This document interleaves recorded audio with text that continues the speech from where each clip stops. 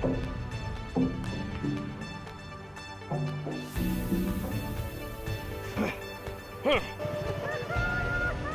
ang adventure natin ngayong Biyernes.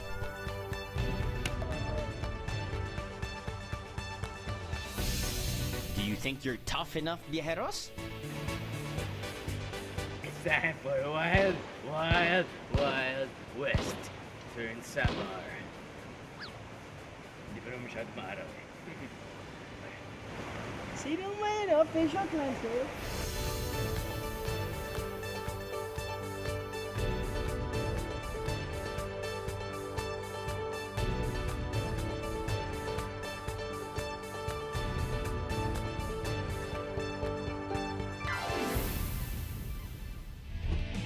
Ano? Sama ka sa biyahe ko? Let's rough it out sa Western Summer mga biyahero at umpisahan na natin sa isang wet and wild ride.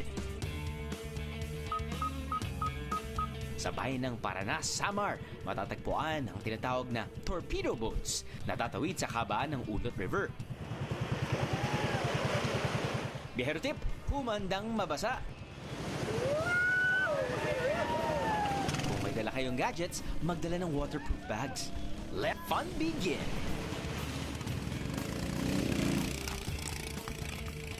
Ulot River, sa longest river in Samar Island, it is 92 kilometers. Nagsilbing navigational highway noong unang panahon na wala pang kalsada. Bakit sila tinawag na torpedo? Bukod kasi sa hugis ng kanilang mga bangka, may ibang ibig sabihin pala ang torpedo. Yung torpedo is ang PO, Tour Guide and Boat Operators for River Protection and Environmental Development Organization. Ulit.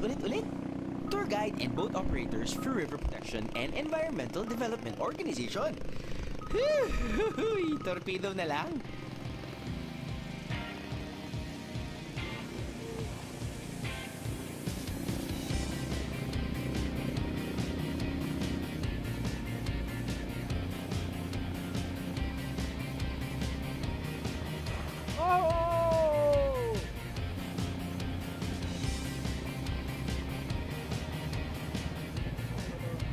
Waterfall number 1.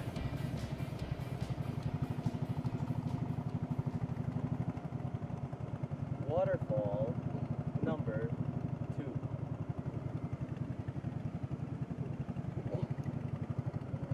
That's 2. Wala pang isang minuto.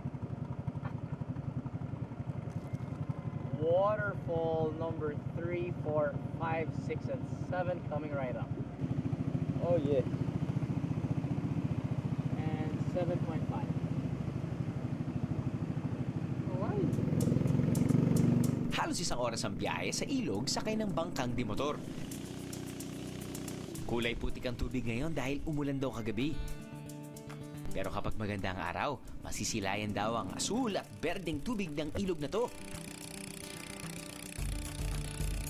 Ang ibig sabihin daw ng ulot ay unggoy. Ipinangalan nito sa ilog dahil sa dami raw ng nakikita native monkeys dito noong araw. So usually kapag nagkakaroon tayo ng river activities, diba, nakakay tayo sa mga rubber boats at yung mga rubber boats na nasasakyan natin or nasasakyan natin, usually walang engine attached. Siyempre masaya naman yun. Masaya yun kapag malakas yung current, diba? Pero kapag medyo mabagal na, parang abuti kayo talaga ng siyam-siyam.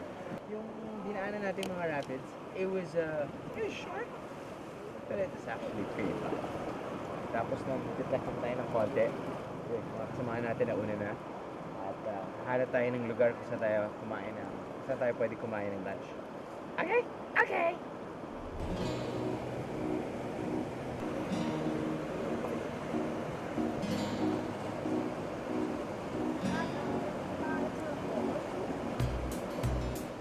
Walang resort sa ilog na ito, kaya pagdating ng mga bisita, saka palang lalagyan ng lubid ang swimming area ng ilog para magkaroon ng kakapitan ang mga lalangoy. Obo. Paalala lang mga biyahero, may kalakasan ng agos ng ilog, kaya tansyahin nyo muna bago kayo lumusong. At siguraduhin na babantayan kayo ng inyong mga bangkero, /tour guide, /lifeguards.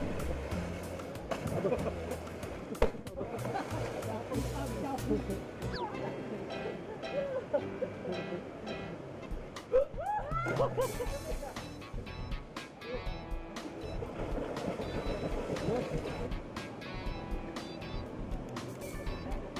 nyo alam kung sino umiihi sa akin.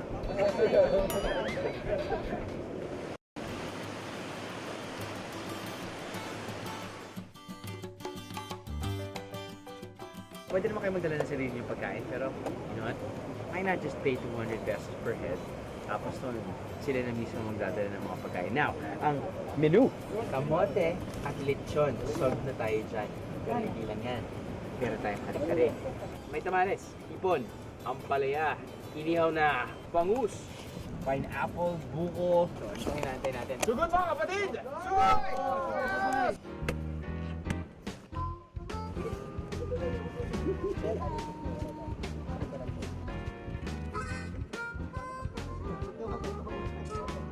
Ah, mainit pa. Love it.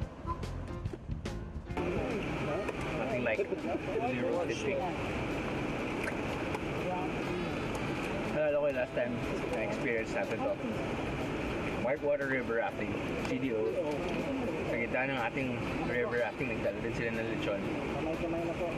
Hindi mo alam kung masarap talaga yung lechon. Sure, masarap talaga yung lechon, pero mas sumasarap yung lechon kapag ganito yung surrounding nila.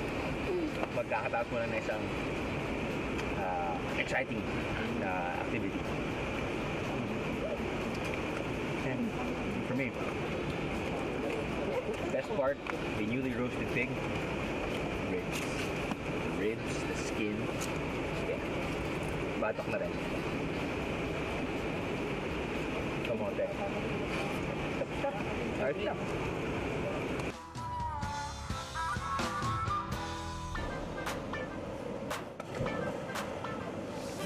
Maglaan ng kalahating araw para masulit ang punta sa Ulot River. Kumain, mag-swimming, tumambay, at mag-picture-picture. Higit sa lahat, mag-enjoy.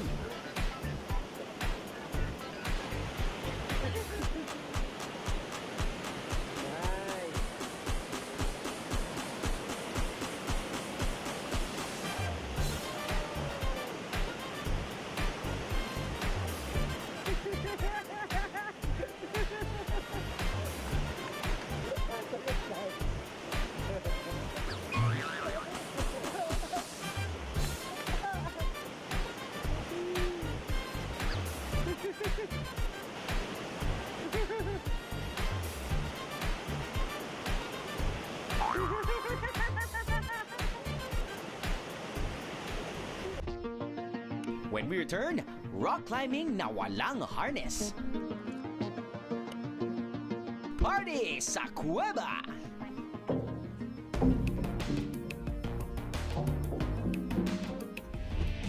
Ano?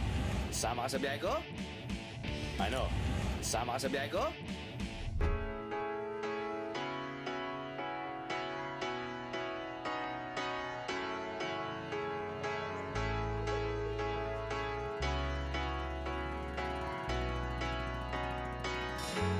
In this quiet coastal town, you'll be instantly reminded of world-class beaches in Indonesia, Thailand, and Palawan. Ito ang Marubut Samar at may isang bagong activity dito na ngayon ko palang masusubukan.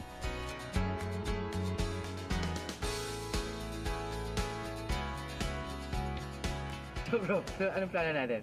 Akyat tayo dyan. Yan yung maging point of view mo na. Yan yung pinaka-ruta.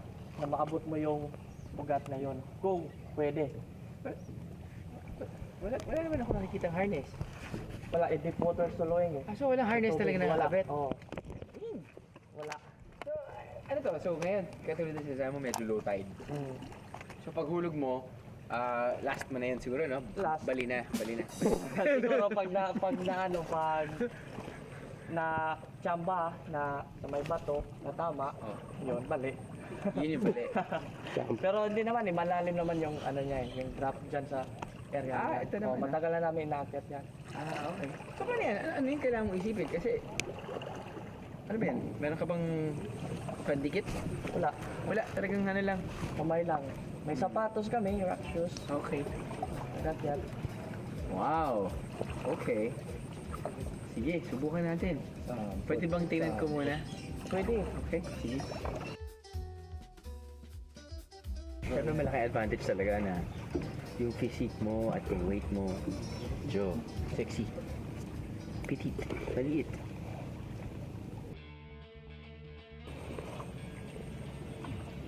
Hanggang dyan na lang ako siguro yan. Kung siya ngayon, hanggang dyan na ako.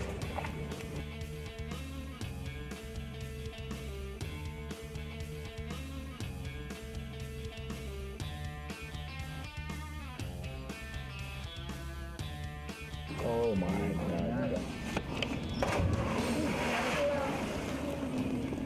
Nabalian namatay. Game! Dito ako tatalon. Sige, subukan natin. You doing the life, man! Just stay on the beach, drinking some beer. Okay, get on.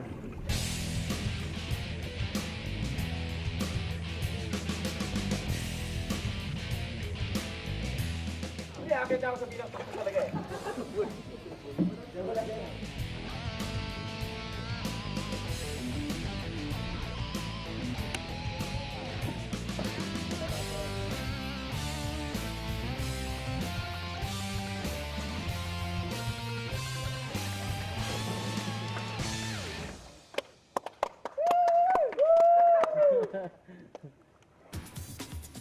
Babala, ang rock climbing ay hindi para sa lahat. Siguraduhin malakas ang inyong pangangatawan at mas mabuti kung may rock climbing experience na kayo bago kayo sumabak. Kung meron kayo ng mga yan, ilabas nyo na ang inyong inner Spider-Man!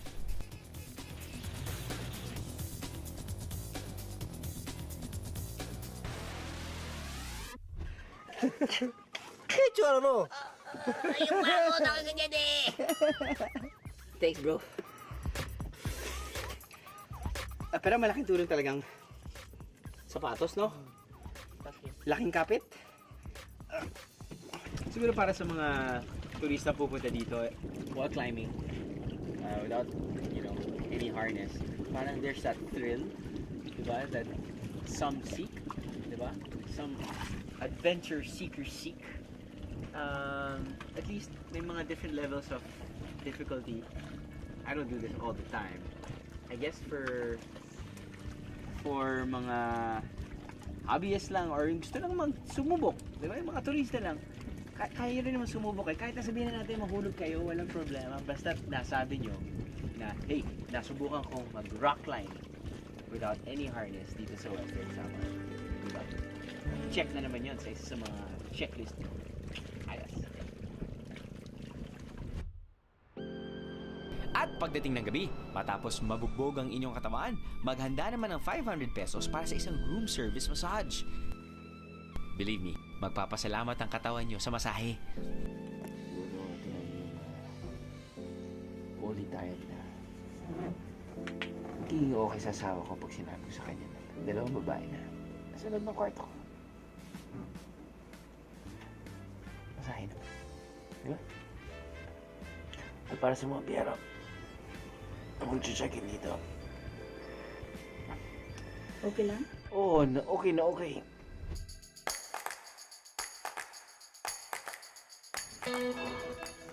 Good morning mga biyero. Welcome to my room here in Western Samar. Kita nyo, yung view pa lang, sobrang ganda. Ito yung beachfront or cove front na parang hindi ko pa nakikitang magkaroon ng current dahil nga cove. So parang sobrang still lang yung tubig. Anywho, it's my room. Two twins. Well, kasha apat. And then if ever may pumasok ng mga chickens or mga lamok, meron tayong mosquito net. Pwede na matulog. Sleep was perfect. You got your TV. Of course, you have your complimentary towels na. You got your instant coffee, hot water, and then your restroom. There. Whoops.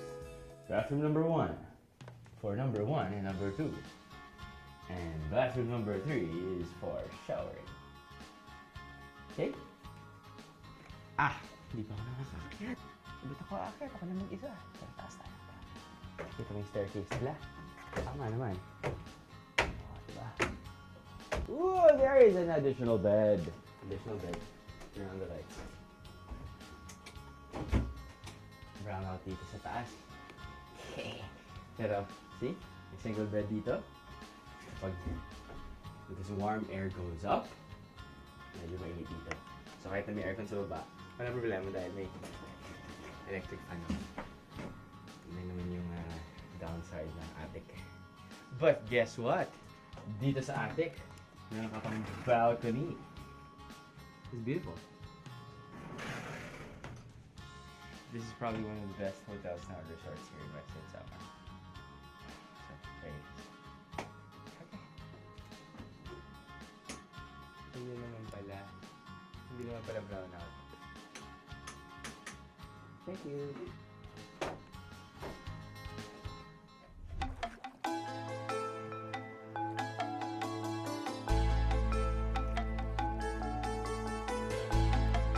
Magandang umaga! Magandang tanawin! Magandang gawin dito!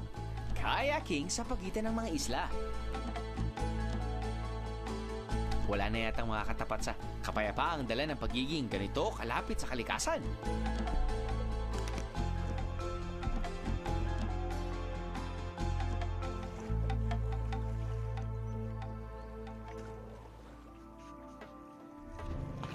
Pero kung kakaibang close-to-nature experience ang gusto nyo, marami pa niyan sa Western Samar. So, pupunta tayo ngayon sa Sohoton Cave. Sohoton Cave? Hindi ba nang galing na tayo doon? Tama. Actually, apparently may more than one Sohoton Cave pala dito sa Pilipinas. Yung isang Sohoton Cave na pinuntahan natin ay nasa Surigao. Del Sur. Del Norte. Basta sa Surigao. Dito tayo ngayon sa Western Samar. It's gonna take a 10-15 minute boat ride. At pupuntahan na natin.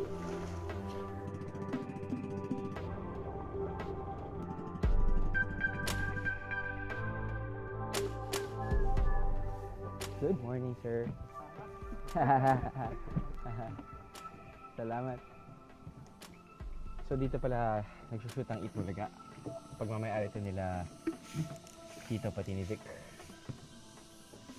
Soto Cave?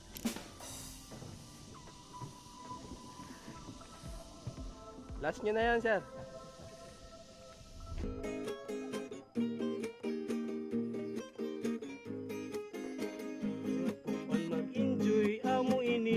Sasalubong sa mga bisita ang musika na kung tawagin ay Aminudo. At ang sayaw na Kuratsa. Kinakanta at sinasayaw raw ito tuwing may kasiyahan sa kanilang mga baryo. May kanya-kanyang bersyon bawat baryo na masasabing uring-urig at kakaiba.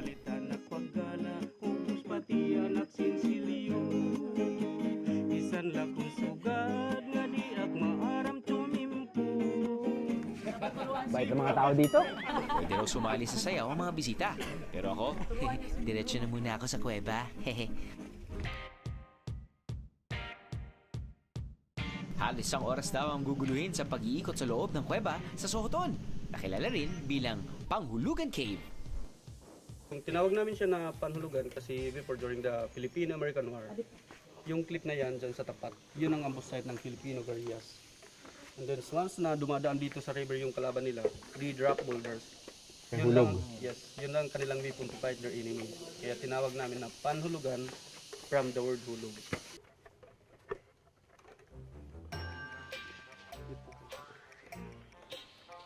Hike?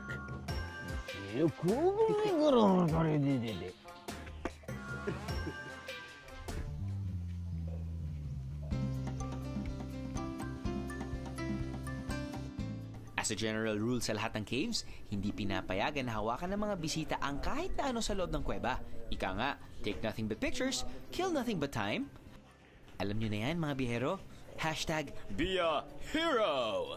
Example ko dito, yung rock formation namin. Ito, kung makikita natin, head of a wild boar. So, dito yung entrance natin kasi pointing inside. Kaya dito yung entrance namin. Doon sa exit, pointing outside yung sign natin.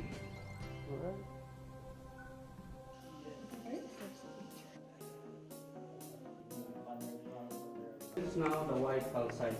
The minerals comes from the roots of the trees. Filtered siya, kaya siya nagiging white. Sa cave, importante din ang trees. Kasi kung walang kahoy, wala ito. Kung walang kahoy, yung cave dry siya. Madaling mag-crack ang limestone pag dry. So, delikado pasokit pag walang kahoy. Tulad ng iba pang kuwebang napasok natin, buhay na buhay ang mga bato dito sa loob ng Soton Cave. Maraming stalactites at stalagmites. Good job para sa mga nag-aalaga nitong kuweba na to. Then, this one, chandelier. Si Jesus Christ and then the apostles. Sa harap niya. Yun sa taas.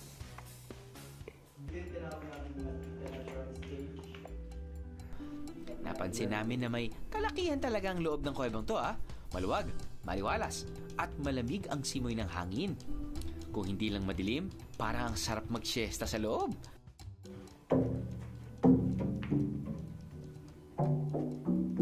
Bukod sa iba't ibang rock formations, may isang musical rock formation din dito. Ang galing! Doon din sa entrance, nakita natin yung ulo ng baboy. Ayun naman ang paa. Anak ng... Ayun nga, no? Sinap-chop sila, dude. Great Wall of China. And then, inside the Great Wall is the chocolate hill symbol. St. Michael the Archangel. Nakatalikod siya. Kahit marami nang napangalan ng rock formation sa loob ng kuweba, inaanyayahan pa rin daw ng mga guide na tumuklas sa mga bisita ng mga bagong rock formations at pangalanan ng mga to. Malay nyo, pagpunta nyo ay may matuklasan pa kayong bago at ipangalan ito sa inyo. O cool, di ba? Sa ating pagbabalik, may piyesta!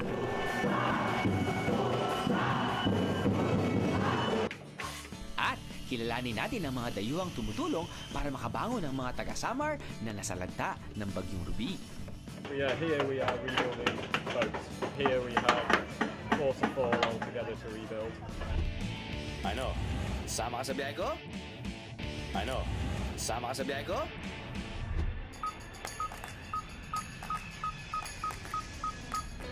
Mula Maynila, halos 1 oras ang biyahe papuntang Calbayog City, ang gateway to Western Samar.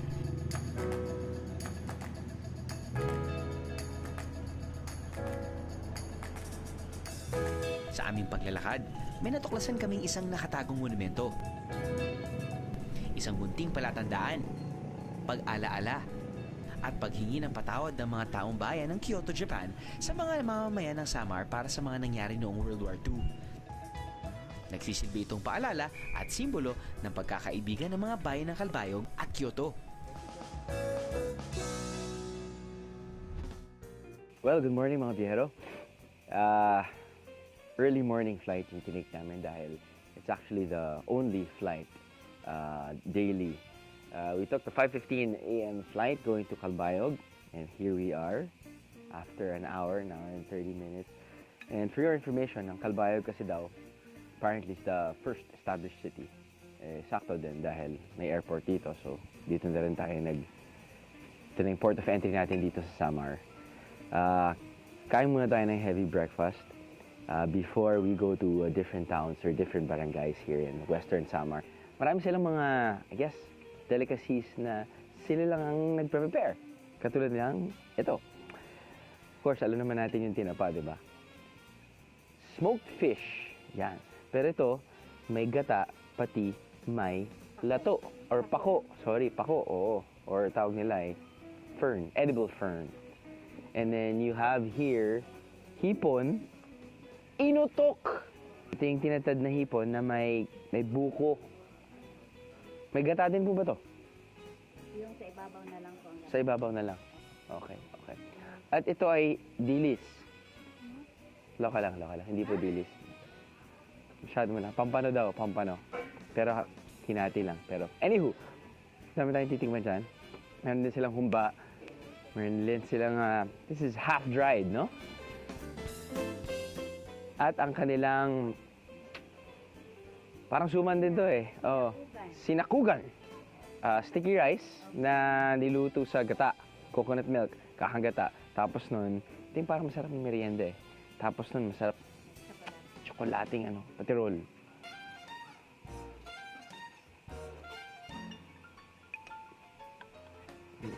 Interesting. Kala ko gata. Yung pala, kulay lang ng plato. Sorry.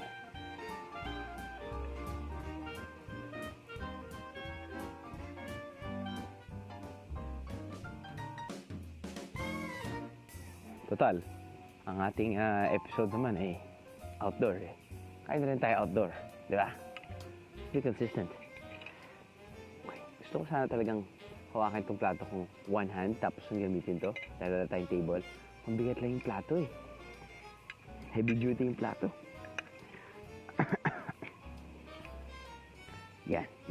Yan. Balancing act.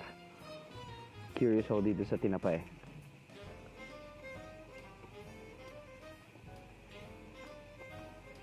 Masarap yung tinapa.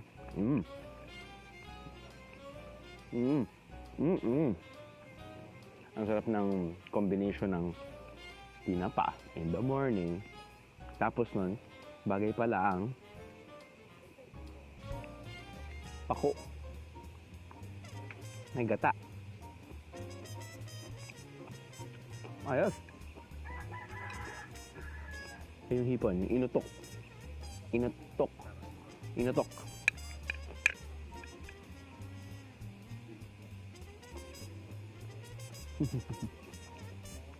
Nakakatawa talaga tayong Pinoy, no?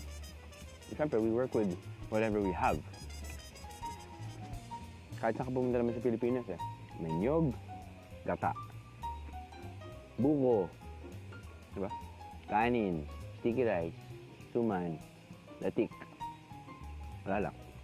I mean, it works. Different variations lang. So, kanya-kanyang creativity na lang. Approve lahat? Ang galing. Approve lahat. At mainit pa yung kanin. Panalo. Kain tayo.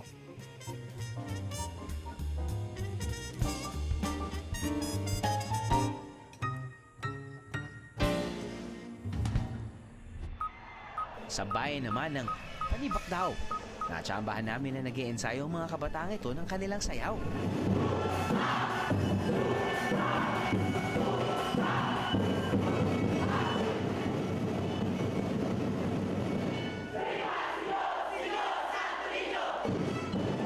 Pinapanood pala namin ang mga award-winning festival dancers ng nagwagi sa Aliwan Festival 2015.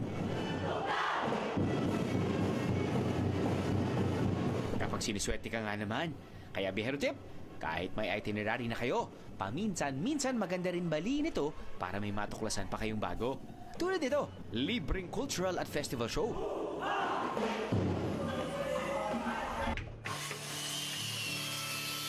Habang nagsasayaw naman ang mga kabataan, napansin namin ang grupo ng mga foreigner na gumagawa at nagkukumpuni ng mga bangka kasama ng locals. Matatandaang bago matapos ang 2014 ay sinalanta ng Bagyong Ruby ang Visayas. Isang summer sa pinakanapinsalang probinsya.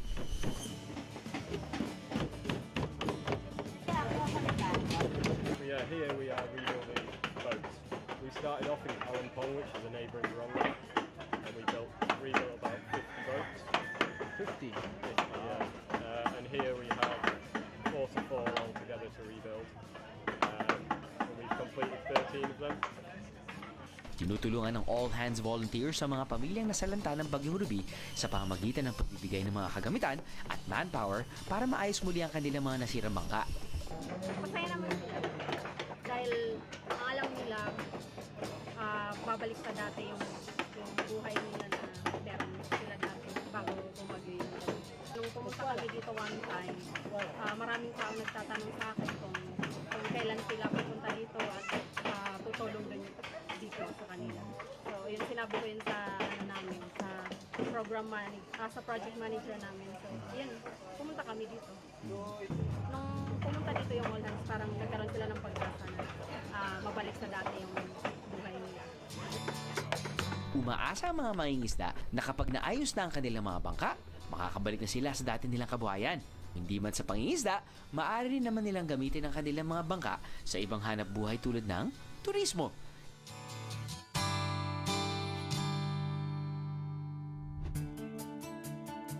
Isa sa mga pinag-aaralan ng mga taga-Panibak daw ay ang gawing tourist attraction ang ekta-ektare nitong mangrove forest. Sa loob ng ilang taon, may potensyal na lumago ang turismo rito. Suportahan natin mga biyahero. Kung hindi nyo naman trip ang kayaking sa mangrove forest, kayaking sa ilog siguro ang para sa inyo. Mula sa Soton Cave, pwedeng magsagwan at magkayak papunta sa isang natural rock bridge sa dulo ng ilog. Uy, ano yun? Pinyang. Nakakangalay kung minsan ng magsagwan at kailangan mo ring buhatin ng kayak sa mababaw na bahagi ng ilog. Pero pagdating sa dulo, sulit lahat ng pagod nyo. Sulit na sulit ang adventure!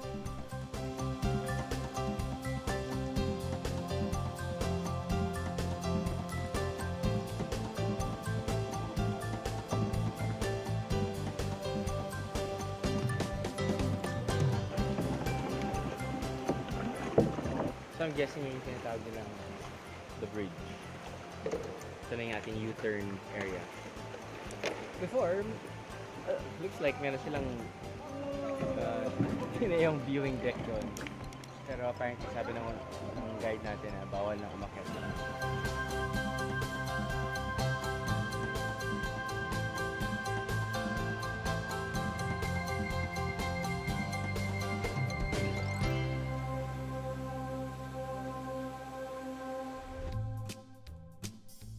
Pagbalik ninyo sa Soton Cave, isang masarap na pananghalian ang naghihintay sa inyo. Talaga namang nakadadagdag sa sarap ng pagkain ng ganda at tanawin.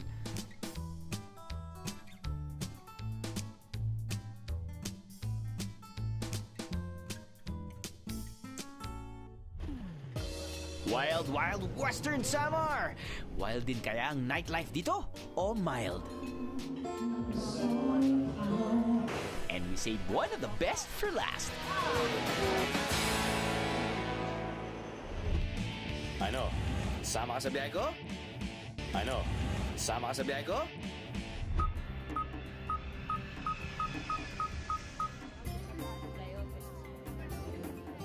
Ang Catbalogan ang capital city ng probinsya ng Samar. Dito, matatagpuan ang commercial at cultural center ng probinsya. Ito rin ang tahanan ng isang kontrobersyal na rebulto ni Dr. Jose Rizal, kung saan makikitang buhat-buhat siya ng 3 matitipunong malalaki. Marami pa kayong matutuklasan kapag naglakad-lakad kayo sa bayan ng Catbalogan.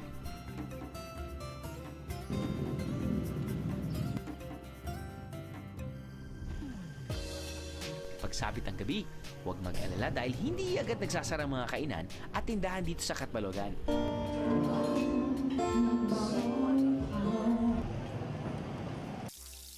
At may natuklasan pa kaming isang must-try resto.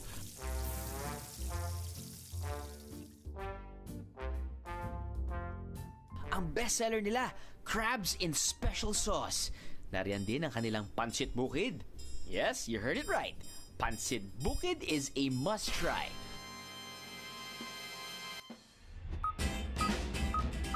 Sa bayan naman ng Kalbiga, isang natatagong yaman ang kailangan nyo makita.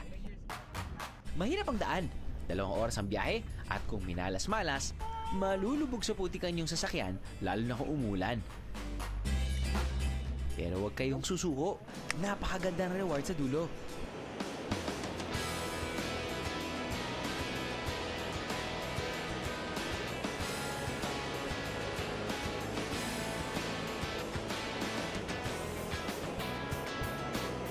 Ito sir yung Lulugayang Falls. Marami kayo sir, kaya lang medyo maliliit. Ito yung pinakamalaking falls sa atin.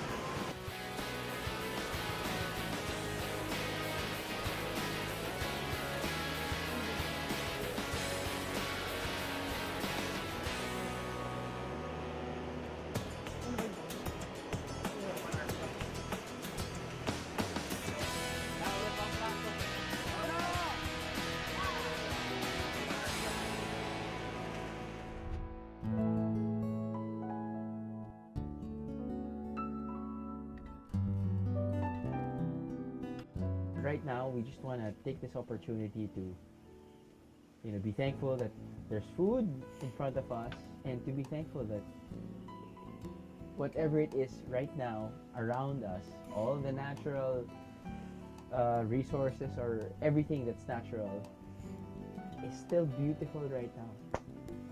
So bilang biyahero din, parang yun yung hinahanap din natin di ba? Bilang biyahero,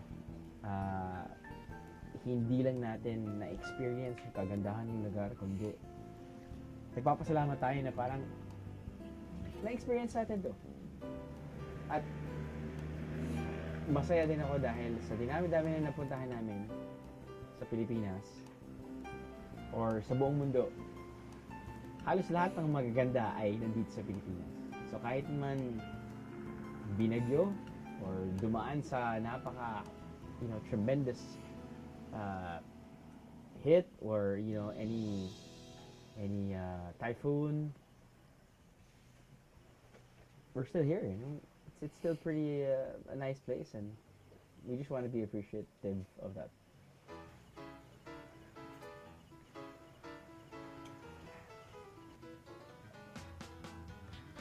Encapsulate natin yung biyahe natin dito sa Western Samar.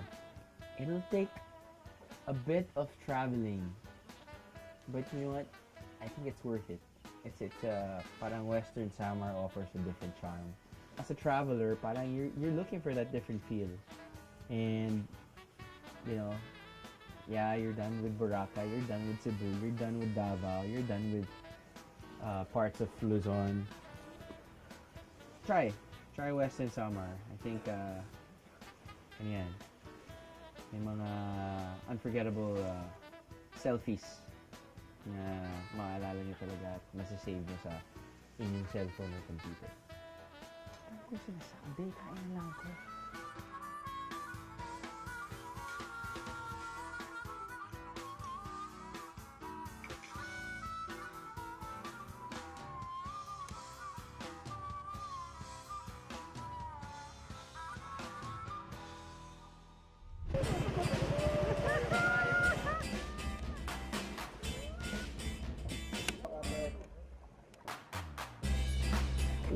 Wild Western Samar is indeed an adventure treasure trove. They say Samar comes from the word samad, which means a wound or a cut. This may describe the rough physical features of the island. Sa buong biyahe natin, sinubukan nating maging rough and rugged. Pero natuklasan natin na mas rough, rugged, matatag at matapang pa ang Western Samar. Sa kabila kasi ng dinaanan nitong mga trahedya dahil sa bagyong Ruby at Yolanda, pilit pa rin itong bumabangon, lumalaban. Roughing it out with nature is a very humbling experience. It reminds us how small we are in the grand scheme of things. Siyempre, pinapaalala nito sa atin na marami pa tayong lugar na pwedeng matuklasan. Kaya, biyahe pa more!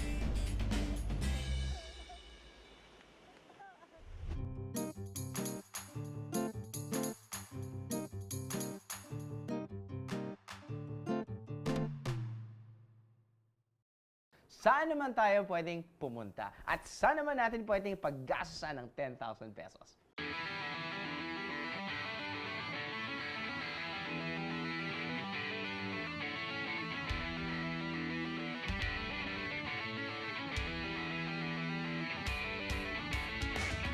Enjoy nyo na yung lugar, masarap na yung makakainan nyo, at siguradong pagbalik nyo, kung saan kayo nakatira, marami kayong mga story na pulot at i-share. So check this out.